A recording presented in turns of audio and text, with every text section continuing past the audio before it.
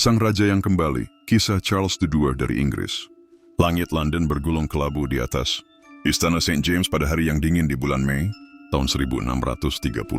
Seorang anak lelaki lahir dari pasangan, Raja Charles V dan Ratu Henrietta. Maria dari Prancis, dibaptis dalam agama Anglikan dan diberi nama Charles. Ia itu adalah putra sulung yang akan tumbuh dalam bayang-bayang mahkota dan pedang, dalam cinta yang penuh rahasia, serta dalam kebencian yang akan menuntut darah ayahnya. Masa kecil Charles bukanlah masa kecil seperti anak-anak lainnya. Dibesarkan di istana megah dengan segala kemewahan, ia belajar bahasa Latin, Perancis, sejarah klasik, dan ilmu politik. Namun pada saat yang sama badai mulai menggulung Inggris. Perselisihan antara ayahnya dan parlemen tumbuh menjadi api yang akan melalap segalanya. Saat Charles masih remaja, perang saudara pecah. Ia menyaksikan bagaimana bangsanya terbelah antara loyalis pendukung raja dan kaum parlemen yang menginginkan pembatasan kekuasaan monarki. Di tengah kekacauan itu, Charles diasingkan ke luar negeri untuk keselamatannya, ke Prancis, Belanda bahkan Skotlandia. Sementara itu ayahnya, Raja Charles I ditangkap diadili, dan pada akhirnya dihukum mati oleh Oliver Cromwell dan para pendukung Republik. Darah raja menodai kapak Algojo di tahun 1649. Charles, yang kala itu baru 19 tahun, menjadi raja dalam nama saja. Ia tidak memiliki mahkota, tidak memiliki istana, hanya gelar dan dendam yang membara dalam jiwanya. Dalam pengasingan ia menjadi pelarian dengan martabat. Ia berkeliling Eropa, mencari dukungan dari kerajaan-kerajaan asing, memohon pada kaum royalis di tanah airnya, menunggu momen untuk kembali. Selama 11 tahun lamanya, Inggris berada di bawah kekuasaan Republik dan kemudian protektorat Oliver Cromwell. Namun setelah kematian Cromwell pada tahun 1658, bangsa yang letih dari perang dan ketidakstabilan mulai merindukan ketertiban. Suara-suara untuk mengembalikan monarki kembali terdengar. Dalam gelap, kesempatan menyala. Dan pada tahun 1660, Charles kembali ke Inggris dengan kemegahan yang belum pernah disaksikan sebelumnya. Restorasi monarki diumumkan. London bersorak menyambut rajanya yang lama hilang. Charles II pun naik takhta, tidak dengan pedang tetapi dengan kerinduan rakyat. Charles sang raja, pemerintahan dan dosa-dosa istana. Sebagai raja, Charles II adalah pribadi yang kompleks. Ia disebut Merry Monarch, sang raja yang riang, karena kegemarannya akan pesta seni dan perempuan. Tapi di balik senyuman dan pesta-pesta malamnya, ia juga seorang yang cerdik, penuh perhitungan, dan mampu menavigasi badai politik dengan anggun yang menipu. Pada masa pemerintahannya, Charles memulihkan kembali gereja Anglikan sebagai agama resmi negara dan membubarkan berbagai kebijakan keagamaan ekstrim yang ditinggalkan oleh rezim Cromwell. Ia juga memimpin Inggris melewati beberapa krisis besar, termasuk wabah besar London tahun 1665 yang menewaskan puluhan ribu, dan kebakaran besar London tahun 1666 yang meluluh lantakkan sebagian besar ibu kota. Charles berusaha menjaga keseimbangan antara kekuasaan raja dan kehendak parlemen. Ia bukan raja absolut seperti raja-raja Bourbon di Prancis, tapi ia juga bukan boneka di tangan politikus. Ia bemer di antara kedua kutub itu, membuat perjanjian rahasia dengan Raja Louis, Cabral dari Prancis untuk mendapat subsidi keuangan, sambil tetap menunjukkan muka kesetiaan kepada rakyat Inggris. Dalam urusan luar negeri, Charles menyaksikan perang Anglo-Belanda yang melelahkan, bersaing untuk supremasi di laut dan koloni-koloni. Ia juga menyetujui berdirinya Royal Society, organisasi ilmiah pertama di Inggris yang kemudian menjadi rumah bagi para ilmuwan. Melimpati Isaac Newton dan Robert Boyle. Di bidang budaya, pemerintahan Charles menandai kebangkitan seni dan teater. Setelah bertahun-tahun ditutup oleh kaum Puritan, teater kembali hidup. Drama-drama komedi restorasi berkembang pesat, penuh satir politik dan kisah asmara yang menggoda. Charles memiliki banyak selir dan dikenal karena romansa dengan perempuan terkenal, seperti Nell Gwyn, Barbara Palmer, dan Louise de Querouaille.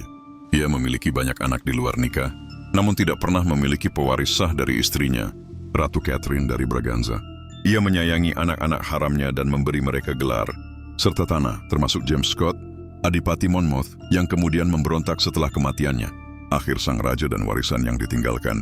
Pada bulan Februari tahun 1685, Charles jatuh sakit mendadak. Dalam penderitaan yang tidak lama, ia mengucapkan kata-kata terakhir yang terkenal, "Maafkan aku, tuan-tuan. Aku sedang sekarat dan aku mengambil waktu yang terlalu lama." Ia meninggal dunia pada usia 54 tahun, meninggalkan takhta kepada adiknya, James II. Namun sebelum menghembuskan napas terakhir, secara diam-diam ia menerima sakramen Katolik dari seorang imam. Jesuit, sebuah pengakuan yang selama hidupnya ia sembunyikan. Ia meninggal sebagai Katolik di negeri yang sebagian besar Protestan. Warisan Charles II adalah kisah tentang seorang pangeran dalam pengasingan yang kembali sebagai raja. Ia bukan raja yang suci, bukan pula raja yang agung dalam perang, tapi ia adalah raja yang menghidupkan kembali semangat Inggris pasca Perang Saudara. Ia membangun kembali kota, memajukan ilmu pengetahuan, dan memberikan rakyatnya hiburan setelah masa-masa suram. Penutup, lelaki raja dan bayang-bayang. Charles II tetap menjadi sosok yang penuh teka-teki dalam sejarah Inggris. Ia seorang pragmatis, seorang yang tahu bahwa mahkota bisa menjadi jubah sekaligus beban. Dalam banyak hal ini, ia adalah seorang seniman politik. Dalam bagian pemerintahannya, dia mungkin tidak mengubah dunia, tetapi ia menyembuhkan bangsa yang hampir mati karena kebencian dan perpecahan. Dan mungkin itu adalah kemenangan terbesar seorang raja.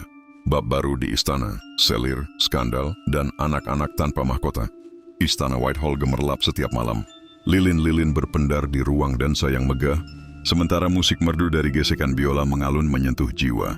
Di sanalah Charles II menjadi raja bukan hanya atas Inggris, tetapi atas hati para wanita yang berlalu lalang di sekitarnya. Barbara Palmer, wanita pertama yang sungguh mencuri hatinya, adalah istri orang lain saat menjadi selir kerajaan. Namun Charles jatuh kepadanya seolah ia adalah dewi dari mitologi Yunani. Dari Barbara lahir 5 orang anak. Charles memberinya gelar Adipati Cleveland dan memberkati anak-anak itu dengan gelar kebangsawanan meskipun bukan darah sah.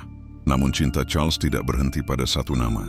Nell Gwyn, aktris cantik dari teater Drury Lane, dikenal rakyat sebagai selir rakyat. Berbeda dengan perempuan-perempuan istana, Nell tidak berpura-pura. Ia menyapa penjaga istana dengan canda, berbicara dengan rakyat, bahkan mencibir para bangsawan sombong. Dari Nell, Charles memiliki 2 anak lelaki dan ia mengakuinya dengan bangga. Kepada Nell, Charles tak memberi gelar muluk, ia memberinya kasih dan tempat di hatinya. Lalu ada Louis de Kerwisle, selir dari Prancis, mata-mata Louis de Belbluff yang dikirim dengan janji manis dan agenda politik. Charles tahu permainan itu dan membiarkannya terjadi. Louis menjadi penghubung antara 2 raja besar Eropa dan juga menjadi ibunda dari 1 anak laki-laki. Charles yang diberi gelar Adipati Richmond. Ratu Catherine dari Braganza, istri sah Charles, adalah perempuan saleh dan setia, namun tidak pernah melahirkan anak. Ia menangis diam-diam setiap kali seorang anak haram lain dari Charles lahir. Namun sang ratu tetap berada di sisinya hingga akhir hayat raja. Di mata sejarah, ia adalah sosok paling setia dari seluruh istana. Konspirasi dan darah dalam bayang-bayang takhta. Meski Charles menyukai pesta dan seni, istananya jauh dari damai. Musuh bersembunyi di balik permadani permufakatan.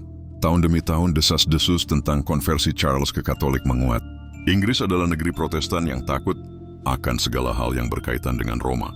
Para bangsawan Whig, kaum politik yang khawatir akan naiknya tahta adiknya James yang beragama Katolik, mulai menyusun rencana.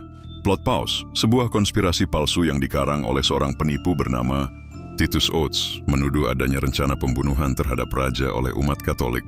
Meski tuduhan itu keliru dan dipenuhi kebohongan, ketakutan menyebar. Puluhan orang dieksekusi dan Charles tidak segera menindak. Namun ketika ia sadar bahwa skema itu bisa menjerat adiknya, James pewaris takhtanya, barulah Charles bertindak. Ia membongkar tipu daya Oates dan secara perlahan memulihkan rasa aman di istana. Sementara itu, kaum Whig ingin menghapus hak James untuk mewarisi tahta dan menggantinya dengan James. Scott, Adipati Monmouth, anak Charles dari Barbara Palmer. Monmouth, meski tampan dan karismatik, bukan anak sah. Charles menolak mentah-mentah. Anak haram tak boleh menjadi raja, katanya meski dengan nada getir. Hari-hari terakhir, ketika panggung sunyi, menjelang akhir hayatnya, Charles mulai terlihat lelah. Rambutnya yang dahulu hitam kini mulai beruban, dan senyum riangnya menjadi suram. Ia tahu, badai akan datang setelah ia tiada. Pada suatu pagi di bulan Februari, tubuhnya menggigil hebat. Dokter-dokter datang dengan ramuan kuno, penyedotan darah, plester panas dan emetik. Bukannya membaik, tubuhnya semakin melemah. Ia berbaring dalam sekarat selama berjam-jam, lalu memanggil pelayan setianya. Dalam bisikan yang hampir tak terdengar, Charles meminta agar imam Katolik dipanggil secara diam-diam. Tak ingin diketahui oleh publik yang Protestan, ia mengakui keyakinannya di ranjang kematian. Malam itu, ia meninggal dengan doa Latin di telinganya. Dan dunia pun kehilangan seorang raja yang lebih manusiawi daripada ilahi. Warisan dan bayangan. Setelah kematian Charles II, takhta jatuh ke tangan adiknya James II, yang memerintah dengan niat besar namun tak memiliki keluasan kakaknya. Hanya 3 tahun setelah Charles wafat, James digulingkan dalam Revolusi Glorious. Namun warisan Charles bertahan dalam banyak hal. Ia memulihkan monarki Inggris dengan keseimbangan baru antara mahkota dan parlemen. Ia memajukan ilmu pengetahuan dengan mendukung Royal Society, tempat Newton akan mengubah dunia. Ia menghidupkan kembali seni dan teater yang telah dimatikan selama masa Cromwell.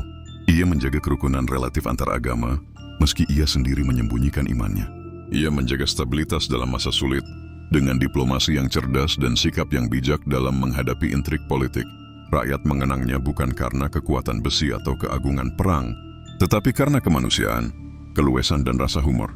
Ia bukan raja sempurna, tapi ia tahu bagaimana cara bertahan hidup dalam dunia yang keras dan bagaimana membuat rakyatnya tertawa kembali setelah air mata sejarah.